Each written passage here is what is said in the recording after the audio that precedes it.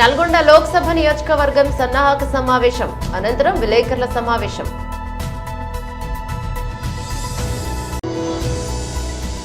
జమ్మిగడ్డ శ్రీ విరాట్ నగర్ లో నేడు అయోధ్యలోని రామ మందిరంలో బాలరాముడి విగ్రహ ప్రాణ ప్రతిష్ఠ కార్యక్రమం. సమస్యల పరిష్కారానికే ప్రజావాణి జిల్లా కలెక్టర్ రాజర్షిష.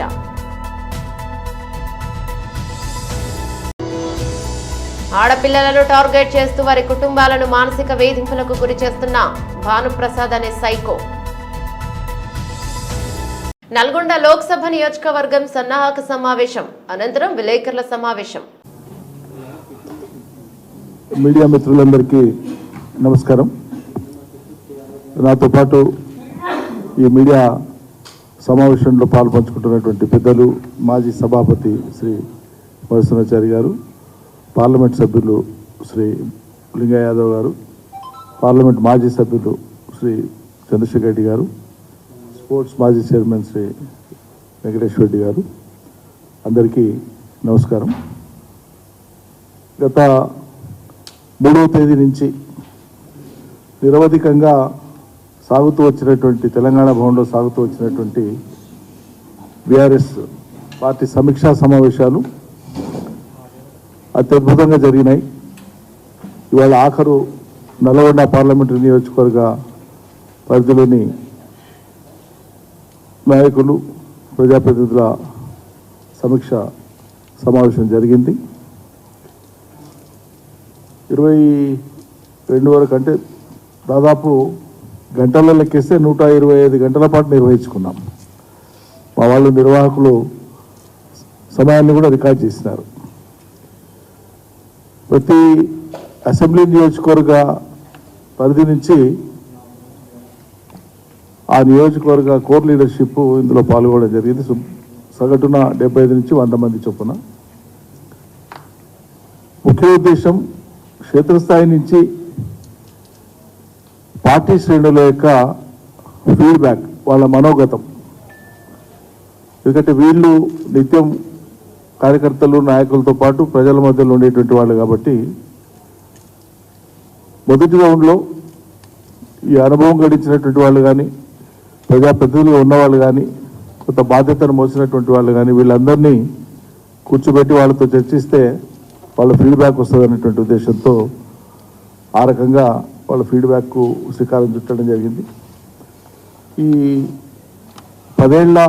సుమారు 10 ఏళ్ల పాలన, ప్రభుత్వ పరంగా చేసినటువంటి కార్యక్రమాలతో పాటు పార్టీ పరంగా చేసిన కార్యక్రమాల మీద కూడా వాళ్ళ అభిప్రాయాలను, సూచనలను కోరడం జరిగింది. వారు వెలుబుచ్చడం జరిగింది. ప్రతి ఒక్కరూ తమదైనటువంటి శైలిలో, తమదైనటువంటి ఎటువంటి సూచన ఇచ్చినా దాన్ని పార్టీ స్వీకరించింది.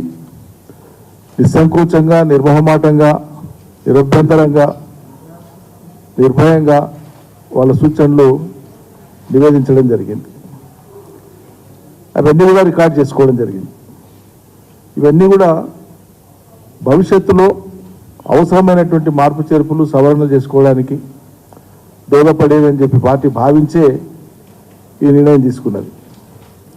మొదటి నుంచి కూడా మేము చెప్తున్నాం, ఈ పార్టీ పుట్టినప్పటి నుంచి, కేసీఆర్ గారు ఈ పార్టీని పుట్టించినప్పటి నుంచి అనేక జమ్మిగడ్డ శ్రీ విరాట్ నగర్ లో నేడు అయోధ్యలోని రామ మందిరంలో బాలరాముడి విగ్రహ ప్రాణ ప్రతిష్ఠ కార్యక్రమం జరుగుతున్న సందర్భంగా కాలనీలో కాషాయ తోరణాలతో మరియు కాషాయం జెండాలను ప్రతిష్ఠించారు. చాలా ఘనంగా సీతారాముల ఊరేగింపు కళ్యాణం నిర్వహించారు. అనంతరం అన్నదాన కార్యక్రమాలు నిర్వహించారు.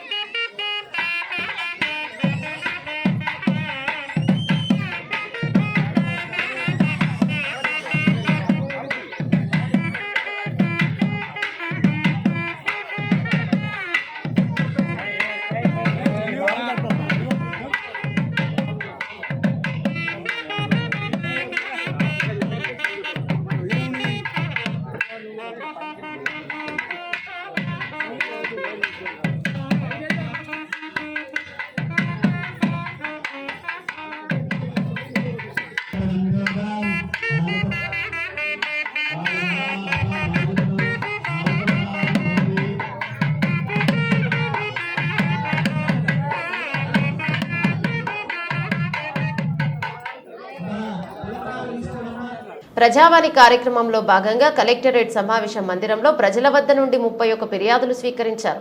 ఈ సందర్భంగా జిల్లా కలెక్టర్ మాట్లాడుతూ ప్రజలు సమర్పించిన దరఖాస్తుల పరిష్కారానికి చర్యలు తీసుకోవాలని ఆదేశించారు.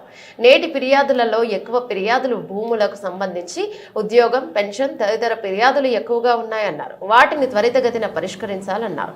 ధరణికి సంబంధించిన సమస్యలపై సాంబయ్య, శివంపేట్, పోచవ్వ, రామయ్యంపేట, జానయ్య, చేగుంట, ప్రభాకర్, నర్సింగి, లక్ష్మి, పాపన్నపేట వారు భూ సమస్యల పరిష్కారం కోసం, కళ్యాణ లక్ష్మి కోసం, శోభ, హవేలి, గన్పూర్ పెన్షన్ కోసం బాలరాజ్ మెదక్ నుంచి ఫిర్యాదులు అందించారు. మొత్తం 31 ఫిర్యాదులు అందాయని తెలిపారు.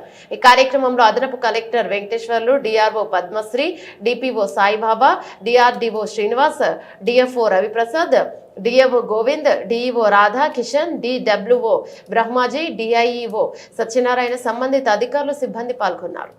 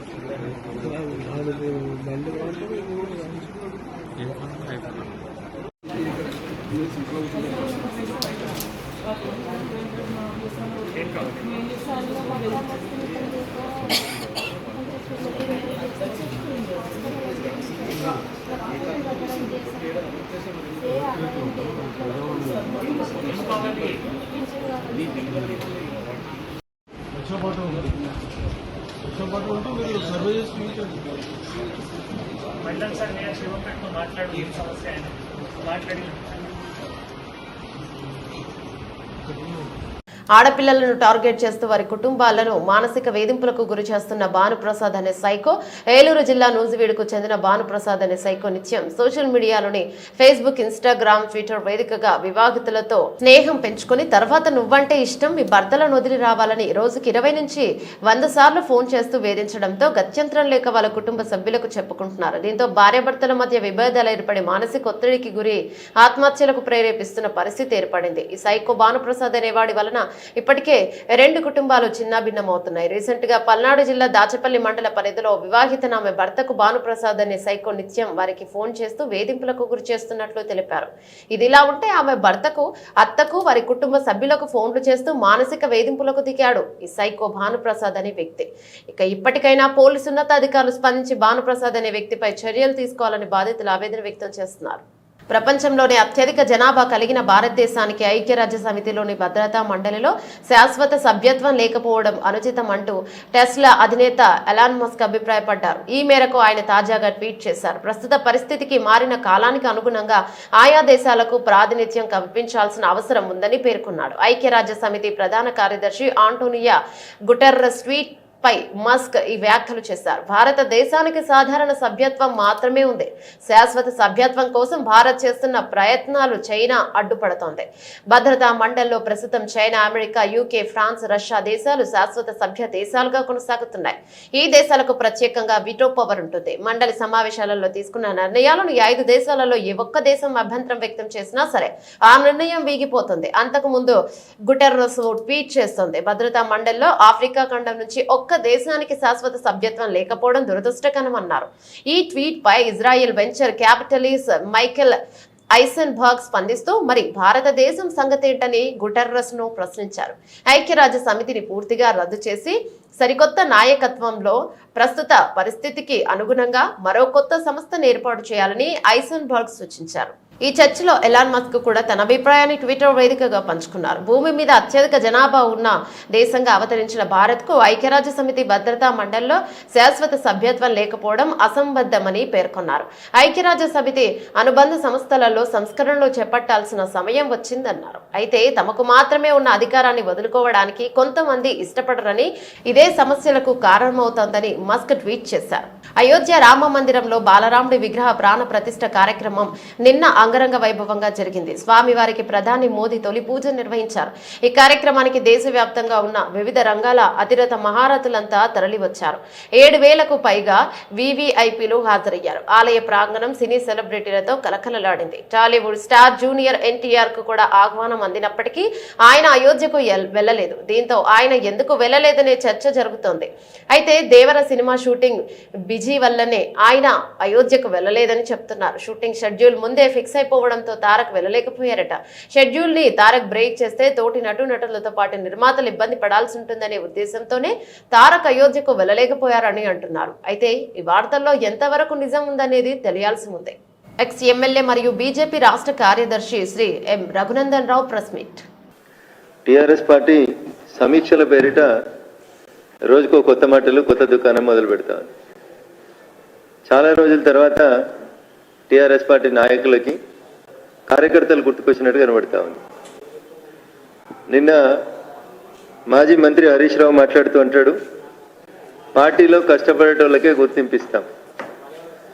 ఎన్ని సంవత్సరాల తర్వాత గుర్తుకొచ్చింది అనేది ఒకసారి హరీష్ చెప్పాలి. 20 సంవత్సరాల తర్వాత, 10 సంవత్సరాలు అధికారంలో ఉండి అధికారం కోల్పోయిన తర్వాత ఇప్పుడు ఏమంటున్నాడు హరీష్ అంటే, పార్టీలో కష్టపడే కార్యకర్తలకి గుర్తింపు ఇస్తాం అంటే ఎన్ని రోజులు ఇవ్వలేదని ఒప్పుకోరు కదా. ఇంకో మాట చెప్తున్నాడు ఆయన, ఉద్యమకారులకు పార్టీలో సముచిత స్థానం కల్పిస్తాం. ఎన్నేళ్ల తర్వాత? 2001 ఏప్రిల్ జలదృశ్యం కాడికి వెళ్ళి మొదలుకొంటే ఓడిపోయిన తర్వాత ఇవాళ కార్యకర్తలు గుర్తుకొచ్చారు, ఉద్యమకారులు గుర్తుకొస్తారు టిఆర్ఎస్ పార్టీ నాయకులకి. ఇది పూర్తిగా సిగ్గుచేటు. నిజంగా ఈ 2 మాటలకి, ఈ 2 పదాలకి మీకు అర్థం తెలిసినా, ఈ పదాలకు మీరు కట్టుబడేది ఉన్నా, మీకు ఒక పరీక్ష అనుకుంటారో, మీ నిజాయితీని మీరు నిరూపించుకుంటారో మీరు చెప్పాలి. రేపు ఎన్నికలు వస్తే ఏప్రిల్ 2024లో ఈ 2 మాటలకి మీరు కట్టుబడి ఉంటారా? 1, ఉద్యమకారులకు సీట్లు ఇస్తాం. 2, పార్టీలో కష్టపడి పనిచేసినటువంటి కార్యకర్తలకి సముచిత స్థానం ఇస్తాం. ఈ 2 మాటలకి మీరు కట్టుబడి మీ నీతిని, మీ నిజాయితీని నిరూపించుకోవాలని చెప్పి నేను ఈ సందర్భంగా విజ్ఞప్తి చేస్తా ఉన్నా. జై తెలంగాణ అనే పదానికి అర్థం చెప్పి, తెలంగాణ అనేటువంటి ఉద్యమానికి ఊపు తెచ్చి, తెలంగాణ రాష్ట్ర సమితిలో కార్యకర్తలుగా పనిచేసి 2001 నుంచి కుటుంబాలను కోల్పోయి కుటుంబ సభ్యులు ఆత్మహత్య చేసుకున్న, జై తెలంగాణ అనే నినాదం కోసం పనిచేసినటువంటి అనేక మంది కార్యకర్తలు, అమరులైనటువంటి కుటుంబాలు, అన్నీ త్యాగం చేసినటువంటి కుటుంబాలని మీరు ఏ రోజు పట్టించుకోలేదు అని చెప్పుకోవడానికి సజీవ తార్కాణం మలిదశ తెలంగాణ ఉద్యమాన్ని మలుపు తిప్పిన శ్రీకాంతాచారి తల్లి శంకరమ్మ గారు. శంకరమ్మ గారు ఇంటికి పోయి మనమని బర్త్డే ఉందంటే బావ బామ్మర్దులు ఇద్దరు కలిసి భోజనం చేసుడు కాదు. కనీసం మీకు మానవత్వం ఉంటే, మీరు మనుషులైతే, నిన్న మీరు మాట్లాడినటువంటి 2 పదాలకు మీకు అర్థం తెలిస్తే, ఏది కష్టపడ్డ వారికే పార్టీలో గుర్తింపు ఇస్తాం, ఉద్యమకారులకు పార్టీలో సముచిత స్థానం ఇస్తాం. ఇంతకాలం ఇయ్యలేకపోయినాం, తప్పైంది, చెంపలేసుకుంటున్నాం.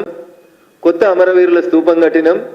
ఆ అమరవీరుల సాక్షిగా శంకరమ్మ పేరు వాడుకొని అన్యాయం చేసినాం అని తప్పైందని చెప్పి బావా బామ్మర్దులు ఇద్దరు వచ్చి కొత్త అమరవీరుల స్తూపం కాడ తప్పైందని చెంపలేసుకొని ముక్కురాలకు రాసి ఇప్పుడు వచ్చేటువంటి 17 సీట్లన్నా 2024 ఏప్రిల్లో వచ్చేటువంటి 17 సీట్లైనా పాయకరావుపేట పట్టణం బృందావనంలో అగ్ని ప్రమాదం. షార్ట్ సర్క్యూట్ కారణంగా తగలబడుతున్న రిలయన్స్ సెల్ టవర్.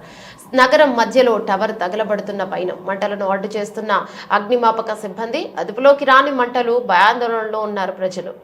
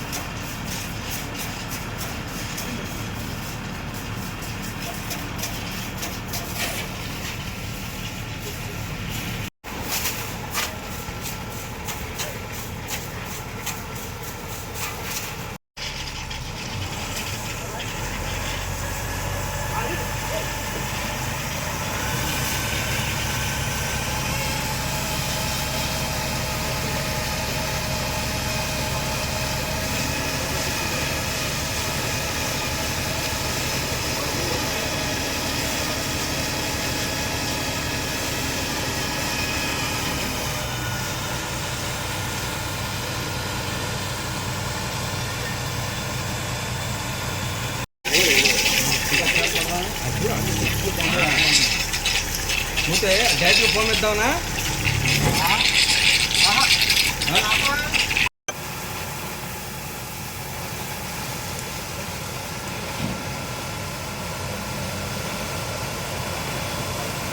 కాకినాడ జిల్లా కిర్లంపూడి మండలం వీరవరం తోట గాంధీ ఇంటి ఆవరణలో సోమవారం రాత్రి ఏర్పాటు చేసిన సమావేశంలో కిర్లంపూడి ఎంపీపీ తోట రవి, జడ్పీటీసీ తోట సత్యవతమ్మ, వారి కుమారుడు గాంధీలు భారీ అనుచర గణంతో టీడీపీ రాష్ట్ర ఉపాధ్యక్షుడు జ్యోతుల నెహ్రూ, జిల్లా పార్టీ అధ్యక్షుడు జ్యోతుల నవీన్ కుమార్ ఆధ్వర్యంలో వీరవరం గ్రామంలో ఇంకా తమ అనుసర గణంతో పాటు తెలుగుదేశం పార్టీ తీర్థం పుచ్చుకున్నారు. వీరికి జ్యోతుల నెహ్రూ తెలుగుదేశం పార్టీ కండువాలు కప్పి సాదరంగా పార్టీలోకి ఆహ్వానించారు.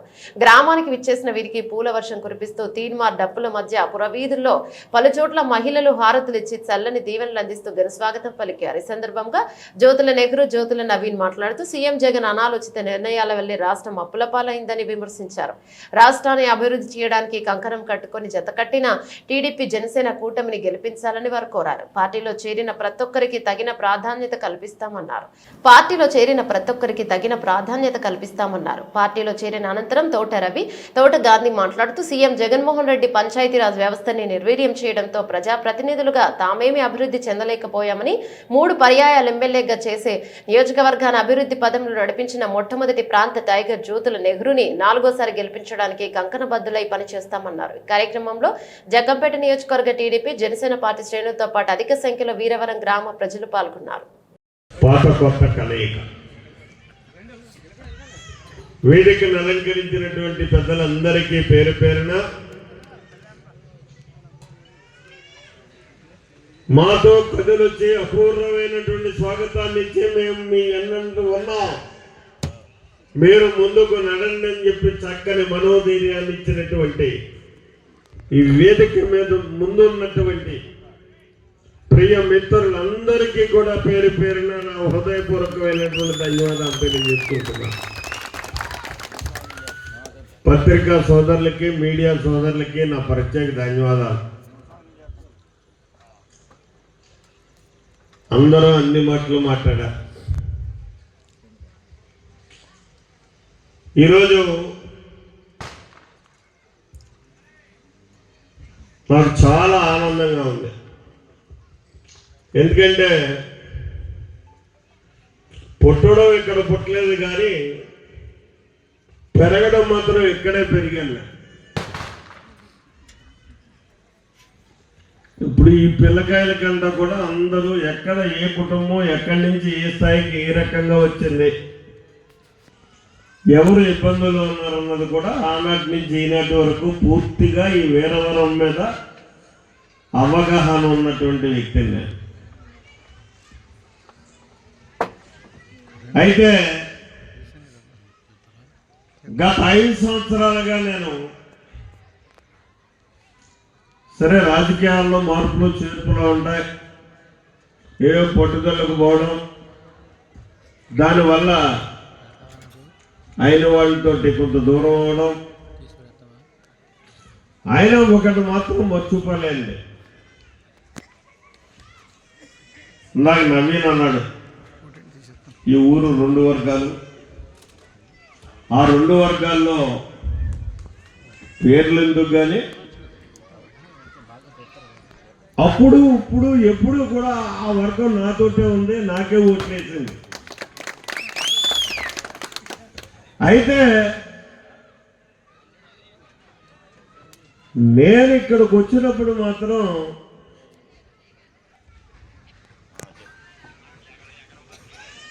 ఎందుకంటే కావలసిన వాళ్ళకి దూరంగా నడవాల్సి వస్తుంది రోజు రోజుకి రాజకీయ అవసరాల కోసం.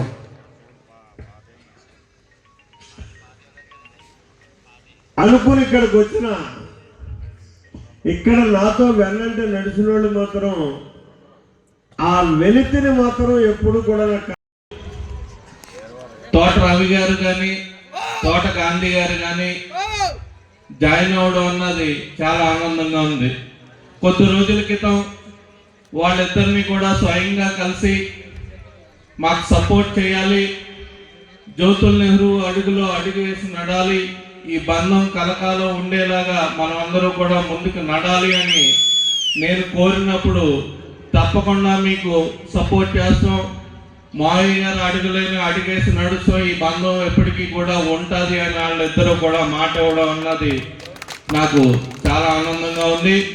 ఎందుకంటే వీరవరం గ్రామం అన్నది రాజకీయంగా చాలా ముందుండే గ్రామం. ఎప్పుడు గత కొన్ని సంవత్సరాలుగా ఇక్కడ మంత్రులు చేశారు, ఎమ్మెల్యేలు చేశారు, ఎంపీలు చేశారు. అలాగే జ్యోతుల్ నెహ్రూ గారు అనే వ్యక్తి ఇక్కడే చదువుకుని చాలా కుటుంబాలతో సన్నిహిత సంబంధాలు, చుట్టరకాలు అన్నీ ఉన్నాయి. ఎప్పుడూ కూడా వీరవరం గ్రామ ప్రజలు మాత్రం 2 కుటుంబాలు వెంటే ఉన్నారు. ఒకటి తోట సుబ్బారావు గారి కుటుంబం, ఒకటి తోట వెంకటేశ్వర గారి కుటుంబంతో ఇప్పుడు వరకు నేను చూడడం జరిగింది.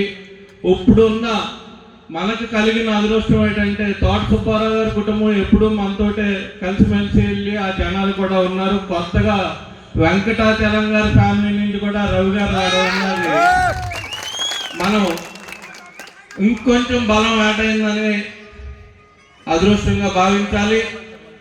ఇదే స్ఫూర్తితోటి ముందుకెళ్ళి మంచి మెజార్టీని వీరవరం గ్రామంలో సాధిస్తారని వాళ్ళిద్దరినీ కూడా కోరుకుంటున్నాను. ఎందుకంటే జ్యోతుల్ నెహ్రూ గారి గురించి చెప్పుకోవాలంటే ఆయన 3 సార్లు ఎమ్మెల్యేగా నెగ్గడం జరిగింది. గెలిచిన ప్రతిసారి కూడా ఏదో ఒక శాశ్వతమైన పరిష్కారాన్ని రైతుకు కానీ, జగ్గంపేట నియోజకవర్గానికి కానీ, జగ్గంపేట ప్రజలకు కానీ చేసిన వ్యక్తి ఎవరైనా ఉన్నారు అంటే ఒక జ్యోతుల్ నెహ్రూ అని చెప్పక తప్పసోదరులారా. మొదటిసారి ఎమ్మెల్యే అయినప్పుడు చాగల్నాడు ఎత్తుపోత పథకాన్ని తీసుకురావడం, అక్కడ రైతులందరినీ కూడా ఆదుకోవడం, రంగంపేట అంతా కూడా జరిగింది. అభివృద్ధితో పాటు సంక్షేమాన్ని కూడా ఇటుకర ఎత్తుపోతల పథకాన్ని సాధించి జగ్గంపేట నియోజకవర్గానికి అందించడం జరిగింది. అలాగే 3వసారి ఎమ్మెల్యేగా నెగ్గినప్పుడు మల్లవరం ఎత్తుపోతల పథకాన్ని అక్కడ తీసుకురావడం జరిగింది. అంటే ఇది ఎందుకు చెప్తున్నానంటే ఆయన రాజకీయాల్లోకి రావడమే ఒక రైతు కుటుంబం. బులెటిన్ ముగించే ముందు హెడ్లైన్స్ మరోసారి. నల్గొండ లోక్సభ నియోజకవర్గం సన్నాహక సమావేశం అనంతరం విలేకరుల సమావేశం.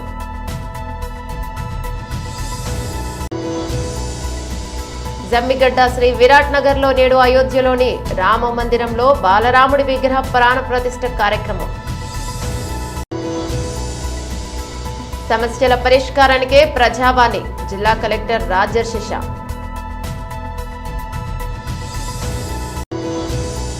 ఆడపిల్లలను టార్గెట్ చేస్తూ వారి కుటుంబాలను మానసిక వేధింపులకు గురి చేస్తున్న భానుప్రసాద్ అనే సైకో. ఇవి బులెటిన్లోని అప్డేట్స్. మరో బులెటిన్లో మళ్ళీ కలుసుకుందాం. అంతవరకు సెలవు. నమస్తే.